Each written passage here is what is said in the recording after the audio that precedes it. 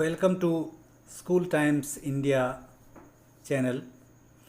Before going through the details of this video, please subscribe our channel School Times India. If you are an entrepreneur or a startup or a student of a school or college, here is a great opportunity for you. Government of India ने app innovation challenge 2021 launch किया है, जिसका फ़ायदा किसी भी entrepreneur, कोई startups या फिर अगर आप स्टूडेंट्स हैं आइदर कॉलेज और स्कूल के, तो फिर आप इसमें पार्टिसिपेट कर सकते हैं. You can participate in this App Innovation Challenge 2021. In fact, its full name is Amrit Mahotsav App Innovation Challenge 2021.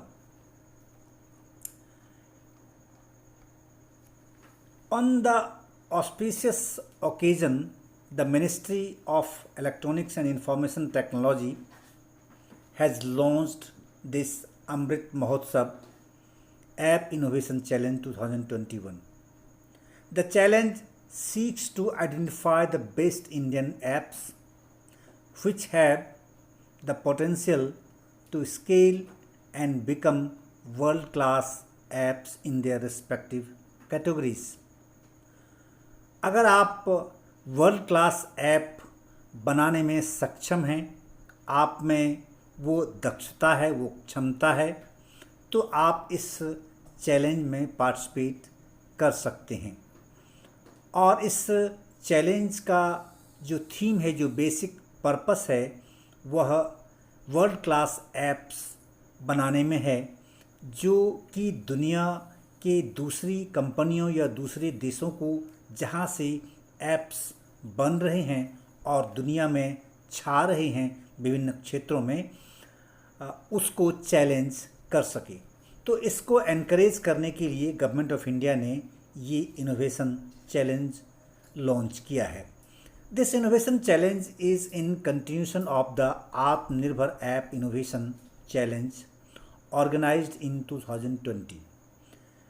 It helped identify 24 winning apps and 20 promising apps. आपको याद होगा कि 2020 में भी आत्मनिर्भर ऐप इनोवेशन चैलेंज लॉन्च किया गया था और उसमें बड़ी संख्या में स्टार्टअप्स या फिर एंटरप्रेन्योर जो कंपनीज़ हैं और स्टूडेंट्स, चाहे वो स्कूल के हों या फिर कॉलेज के हों, उन्होंने पार्टिसिपेट किया था.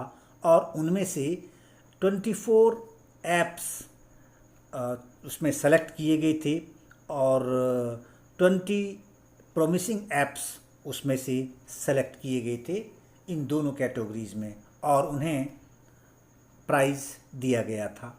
तो इसी प्रकार इस बार फिर 2021 में भी यह चैलेंज लॉन्च किया गया है और इसमें बड़ी संख्या में एंटरप्रेन्योर्स या स्टार्टअप्स और स्कूल एंड कॉलेजेस के स्टूडेंट्स पार्टिसिपेट करेंगे, ऐसी उम्मीद की जा रही है. It is estimated that more than 500 million users are smartphones in India, and more than 3/4 of them are online. Indians are also amongst the top downloaders of apps in the world.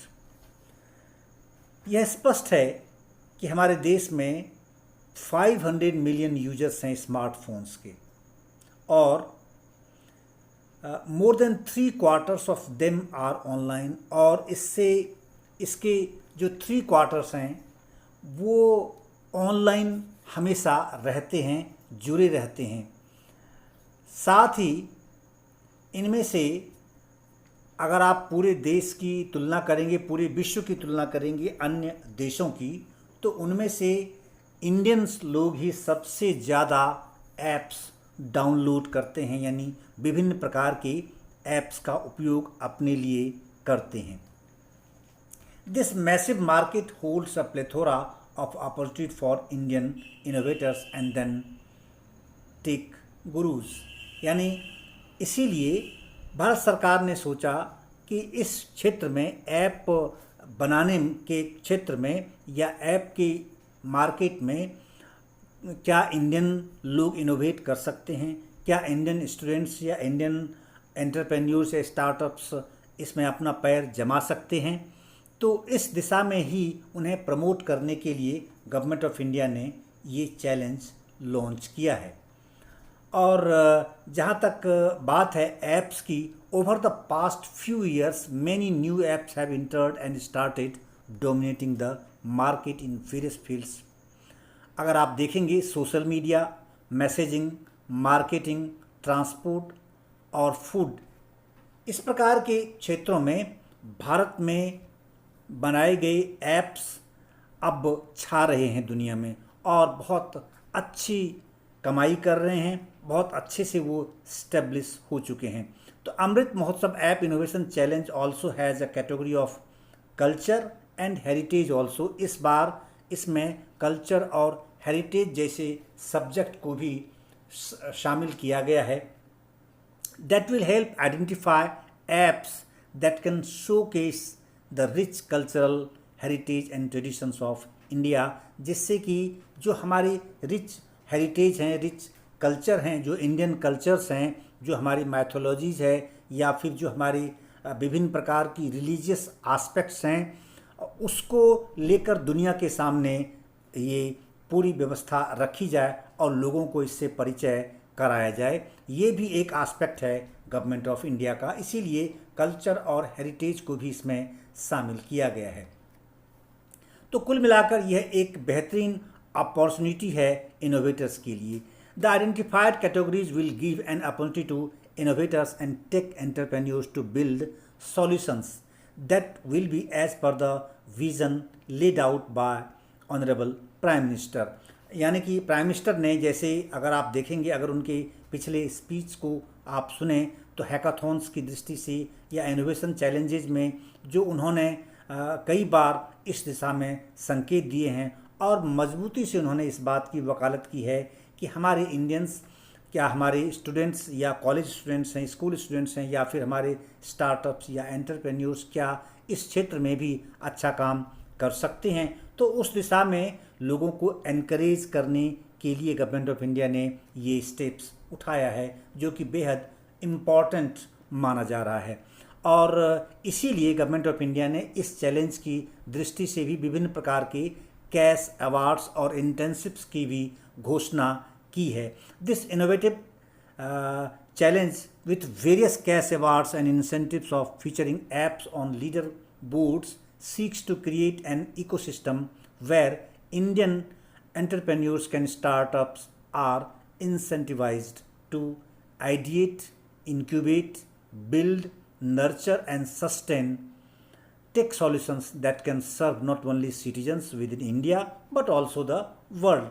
तो इसीलिए इस प्रकार की जो incentives लाए गए हैं, जिससे कि जो स्टूडेंट्स हैं या एंटरप्रेन्योर्स हैं या स्टार्टअप्स हैं, उसके आइडियाज़ को प्रमोट किया जाए, उसे इन्हेंस किया जाए, उन्हें एनकरेज किया जाए, उनको इंक्यूबेट करने में मदद मिले, उसे बिल्डअप करने में मदद मिले और इस प्रकार के आइडियाज़ को या ऐसे बच्चों को, ऐसे स्टूडेंट्स को नर्चर करने में आसानी हो या प्रोत्साहन मिल सके। तो इस दृष्टि से इसमें कैश अवार्ड्स और इंटर्नशिप्स जो हैं वो भी तय किए गए हैं और बताया जाता है कि इसके लिए ₹50 लाख के प्राइजेस निर्धारित किए गए हैं, जो इसमें विभिन्न प्रकार की कैटेगरीज है, उस कैटेगरीज के लिए अलग अलग तरीके से तय किए जाएंगे। अब सवाल उठता है कि क्या इसके लिए कोई ऐसा खास सब्जेक्ट है निर्धारित किया गया है जिसमें ऐप बनाना पड़ेगा और उसी सब्जेक्ट के आधार पर बनाए गए ऐप को ही इसमें शामिल किया जा सकता है, इस चैलेंज में आप शामिल हो सकते हैं। Then my answer is yes. The Amrit Mahotsav app innovation challenge 2021 में include almost 16 categories. So it has name of culture and heritage. Please listen carefully. Culture and heritage, health, education, social media, emerge tech, skills, news, games, entertainment, office, fitness and nutrition, agriculture, business and retail, fintech, navigation, and some others also what you want to present here in this challenge.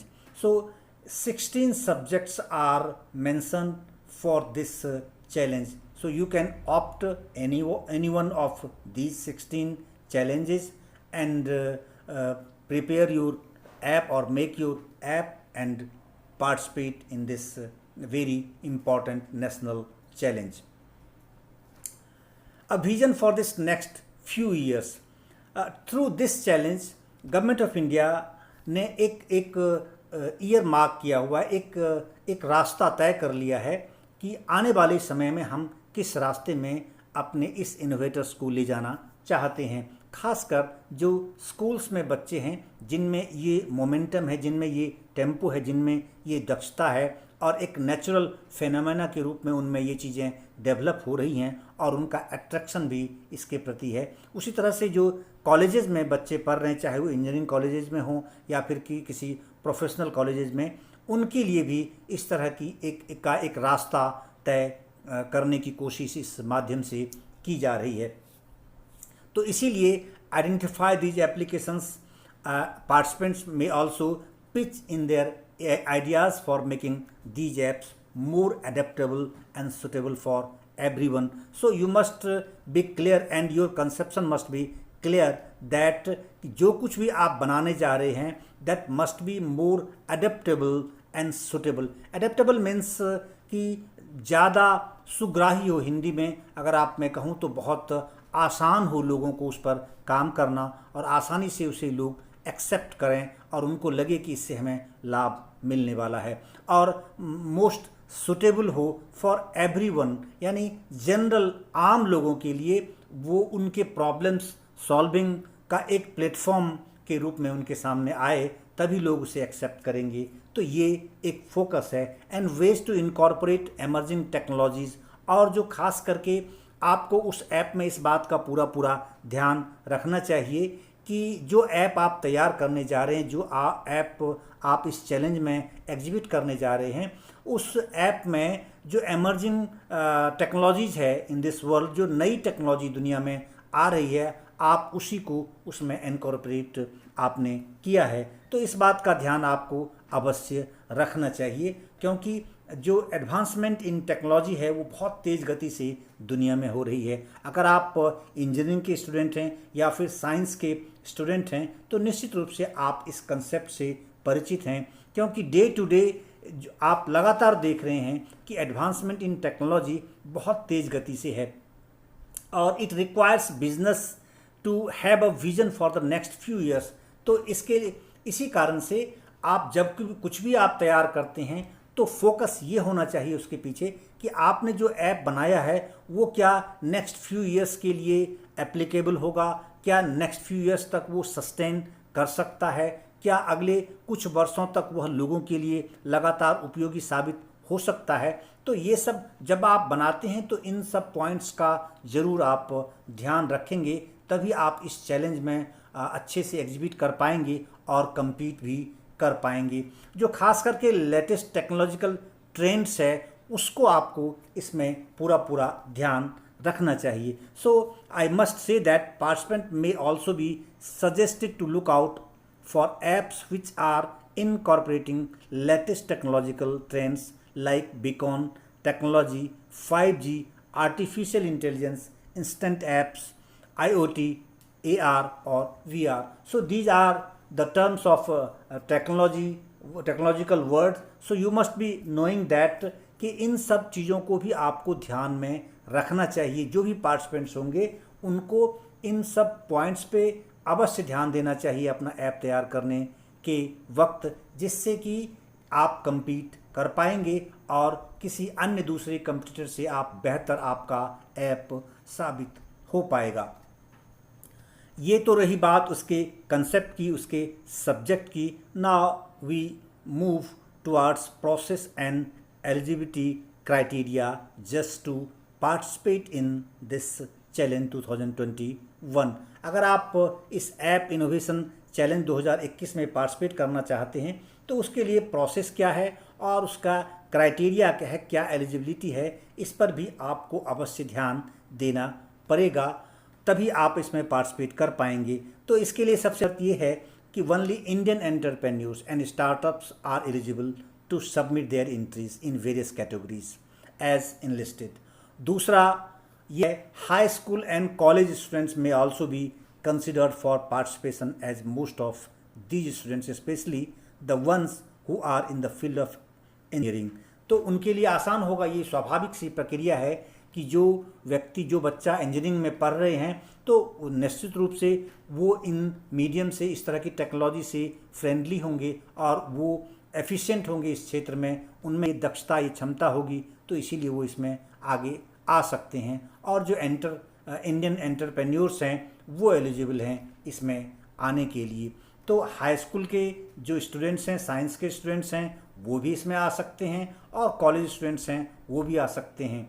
और इस तरह से further participation में be allowed to perform in teams with not more than 4 participants in each time. So you must keep in your mind that your team will have 4 participants. Your team must have 4 participants, not more than 4 participants. So maximum 4 participants you can have in your team.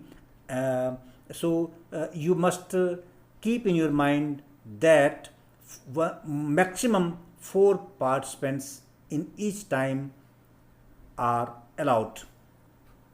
Now, innovation challenge process. What is the process? So, the innovation challenge process will be on innovativeindia.mygov.in. अगर आप इस पर जाएंगे innovativeindia.mygov.in पर, तो आप वहाँ जाकर इसकी डिटेल भी देख सकते हैं और वहाँ से आप इसमें पार्टिसिपेट भी कर सकते हैं, यानी आप अपनी एंट्री डाल सकते हैं, आप अप्लाई कर सकते हैं।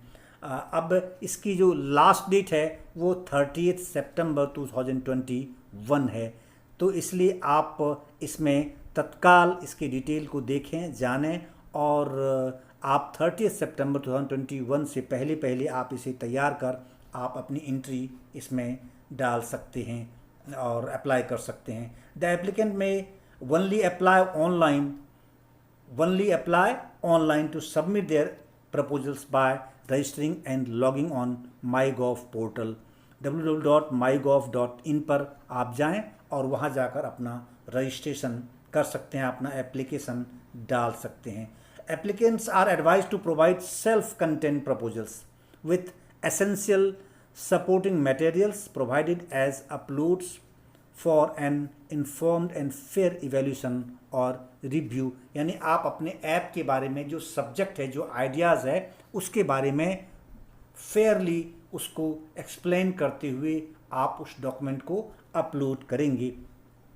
No changes will be accepted once proposals are submitted. So you must keep in your mind that you must be aware that if you submitted your proposal, then that is final. You will not be allowed to change any thing of your proposal. So please be cautious before submitting your proposal, that you can review your proposal 2-3 times, then you submit your proposal, because you will not be allowed to change any point in your proposal after submitting.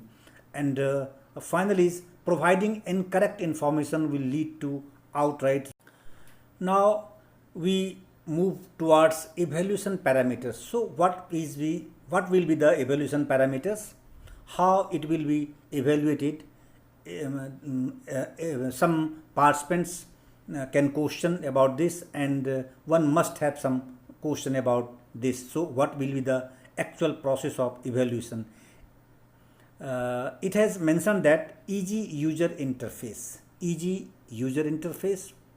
robustness, security features, scalability and interoperability, vision of app for next 5 years, participants may pitch in their ideas for making the app successful by incorporating apps with emerging technologies, latest trends. What I have explained earlier also, that you must keep in your mind that your app must be beneficial for some more years for future also. So please be cautious in preparing your app, that कि अगर आप अपना app तैयार कर रहे हैं तो वह कुछ दिनों तक के लिए ही बेनिफिशियल नहीं हो, फ्रूटफुल नहीं हो, कामयाब नहीं हो, बल्कि आने वाले कुछ वर्षों तक उसका रिप्लेसमेंट की आवश्यकता न पड़े, उसमें बहुत ज़्यादा अमेंडमेंट की आवश्यकता न पड़े या अपडेशन की आवश्यकता न पड़े। आप इस प्रकार के ऐप्स बनाएं और इस प्रकार की न्यू टेक्नोलॉजी भी उसमें आप उपयोग करें। There will be a 2-stage selection process.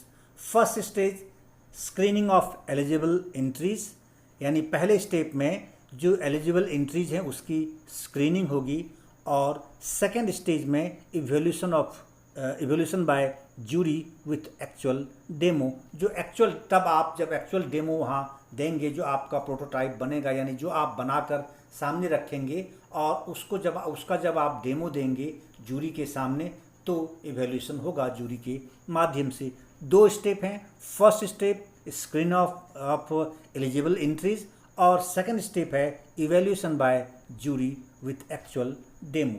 अब सिलेक्शन प्रोसेस जो जूरी है उसकी घोषणा बाद में की जाएगी। इसमें कुछ प्राइवेट सेक्टर्स के भी एक्सपर्ट्स होंगे, कुछ एकेडमिया होंगे, अलग अलग बड़े इंस्टीट्यूशंस के जो प्रोफेसर्स हैं या फिर जो एक्सपर्ट्स हैं वो आएंगे, गवर्नमेंट के नॉमिनी भी इसमें होंगे, इंडस्ट्री के क्षेत्र के लोग भी इसमें शामिल होंगे जो जूरी तैयार की जाएगी। Jury can be composed of members from, जैसे नेस्कॉम है, आपने सुना होगा, जो आईटी के क्षेत्र की सबसे बड़ी बॉडी है, एसोसिएशन है, इस तरह आईटी प्रोफेशनल्स की और आईटी कंपनीज़ की। उसके बाद मीटी है एंड नीति आयोग है, तो इनके मेंबर्स तो उसमें होंगे ही होंगे जूरी में।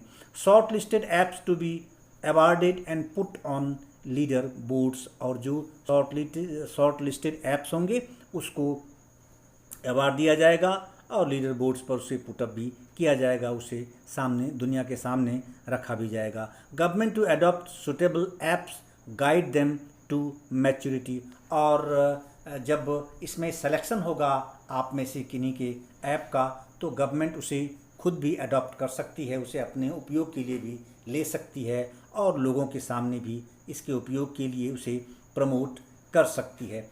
अब इसके इम्पॉर्टेंट डेट्स की मैं आपको जानकारी दे दूं कि किस किस तरीके से यह होगा, क्योंकि ये लॉन्च हो चुका है 23 अगस्त 2021 को ही, तो आप इस बात से अवेयर हो जाएं कि ये ऑलरेडी ऑन है, क्योंकि 23 अगस्त 2021 को ही इस इनोवेशन को, इस चैलेंज को लॉन्च कर दिया गया है। इसका लास्ट डेट ऑफ सबमिशन है, जो मैं पहले भी आपको बता चुका हूँ, 30 सितंबर है 2021, और स्क्रीनिंग ऑफ एंट्रीज रिसीव्ड ये बाद में अनाउंस किया जाएगा जब उसकी स्क्रीनिंग होगी। इवैल्यूएशन जूरी, इसकी डेट भी बाद में अनाउंस की जाएगी, और अवार्ड जब फाइनल होगा इसकी डेट भी आपको सूचित की जाएगी। और इसकी जानकारी आप अगर चाहें तो लगातार आप संपर्क में रह सकते हैं हमारे स्कूल टाइम्स इंडिया चैनल के साथ भी। हम भी आपको इसके बारे में लगातार इन्फॉर्मेशन देते रहेंगे। साथ ही आप अगर डिटेल में जाना चाहते हैं तो फिर आप www.innovativindia.mygov.in पर भी आप इससे संबंधित इन्फॉर्मेशन प्राप्त कर सकते हैं। You can get relevant information through this website also. अब आपके दिमाग में सवाल उठ रहा होगा कि आखिर वो प्राइज़ क्या मिलेंगे और कितने लोगों को प्राइजेज़ दिए जाएंगे या अवार्ड्स दिए जाएंगे अगर आपके ऐप इसमें सेलेक्ट होते हैं तो इसके लिए 3 कैटेगरीज है। टोटल कैटेगरीज में से अगर आप देखेंगे तो फर्स्ट कैटेगरी है वो है ₹25 लाख की, और 16 हैं इसमें। सेकंड कैटेगरीज है जो टोटल कैटेगरी 16 है। सेकंड जो इसमें प्राइस है वो ₹15 लाख की होगी, वो भी 16 है। और थर्ड प्राइस जो है वो भी ₹10 लाख की है, जो 16 टोटल कैटेगरीज 16 इसमें रखी गई हैं। तो ये हुई बात आपके अवार्ड्स की, प्राइजेज़ की। तो बहुत अच्छे अवार्ड्स मिलने वाले हैं अगर आपने अच्छा काम किया, अच्छी टेक्नोलॉजी देकर और अच्छे टूल्स अपने उपयोग किए और वाकई पीपल्स के किसी ऐसे खास प्रॉब्लम का सॉल्यूशन अगर आपने अपने ऐप में तैयार किया तो निश्चित रूप से आपको कामयाबी इसमें मिलेगी। तो ये रही इसकी पूरी बातचीत और मुझे उम्मीद है कि आपको ये वीडियो बेहद पसंद आएगी, बेहद इंफॉर्मेटिव है, आपके लिए बेहद रेलिवेंट है और आने वाले समय में आप इस चैलेंज में पार्टिसिपेट करेंगे क्योंकि इसकी लास्ट डेट 30 सितंबर 2021 है। काफ़ी कम समय है, आप इस पर अब ध्यान दे सकते हैं, तैयार कर सकते हैं और इसमें पार्टिसिपेट कर सकते हैं। तो इस पेशकश में फ़िलहाल इतना ही और स्कूल टाइम्स इंडिया चैनल देखने के लिए आपका बहुत बहुत धन्यवाद। Thank you very much for watching my this channel school times India and I must request all of you that please subscribe my channel School Times India so that we can come up on daily basis with some very relevant and important informations for you, for young people, especially for the children of schools, for the students of schools and colleges both. So please encourage us just to subscribe our channel School Times India. Thank you very much.